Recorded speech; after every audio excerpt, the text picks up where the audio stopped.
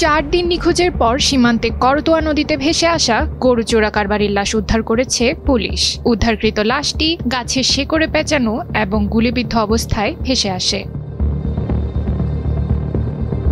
এই ঘটনা ঘটে তেতুলিয়া উপজেলার দেবনগর ইউনিয়নের শিবচন্ডী গ্রামের দোমাখা বারণী মেলার কাছে। গুলিবিদ্ধ যুবকের নাম মানিক হোসেন। এই মানিক ছেলেটা ভারতের সাথে জড়িত ছিল আর 4 দিন ধরে নিখোঁজ।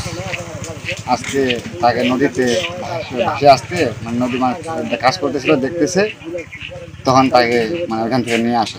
আর ওনার মাথায় অনেকগুলো চিহ্ন দেখা যাচ্ছে, গুলির চিহ্ন। তাতে অনেকে আমরা ধারণা করতেছি তাকে ভারতের বিএসএফ তাকে গুলি করে মারছে। স্থানীয়রা জানান, শনিবার বালু তুলতে গেলে লাশটি ভেসে আসতে দেখেন তারা। 3 দিন ধরে নিখোঁজ, আজকে ওকে নদীর ধারে পাওয়া গেছে। বিএসএফ মনে হয় তো গুলি করছে। একটা লাশ আসে ভাসে চরের ভিতরে আটকে আছে। যত সম্ভব শুনলাম যে হচ্ছে আপনার ইন্ডিয়ার বিএসএফ এর গুলিতে মারা গেছে। লাশটা আজকে সকালে ভাসে আসে, হয়তো ভাই চরে আটকে ছিল। তারপর মানুষজন আসে, অনেক জায়গা থেকে আসে, অনেকে আসে দেখে যায়, আসে আবার দিয়ে যায়, বিভিন্ন জায়গা থেকে আসে মানুষ। প্রাথমিক সুরতহালে মাথায় গুলির চিহ্ন দেখা গেছে বলে জানান স্থানীয়রা। বিএসএফ এর গুলিতে মানিক হোসেন নিহত হয়েছেন বলে আশঙ্কা প্রকাশ করছেন তারা।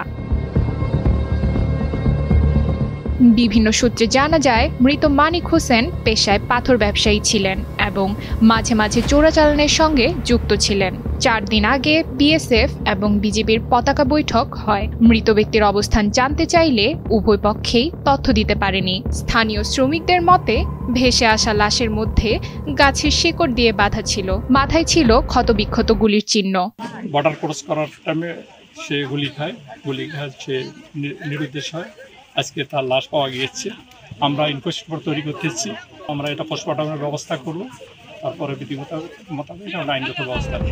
বিজিবি সূত্রে জানা যায়, গত 12 আগস্ট রাতে চোরা কারবারির একটি দল ভারতে গরু আনতে যায়। সবাই ফিরে আসলেও নিখোঁজ হয় মানিক। এরপর আজ করতোয়া নদীতে বালু শ্রমিকরা লাশ দেখতে পেয়ে পুলিশে খবর দেয়।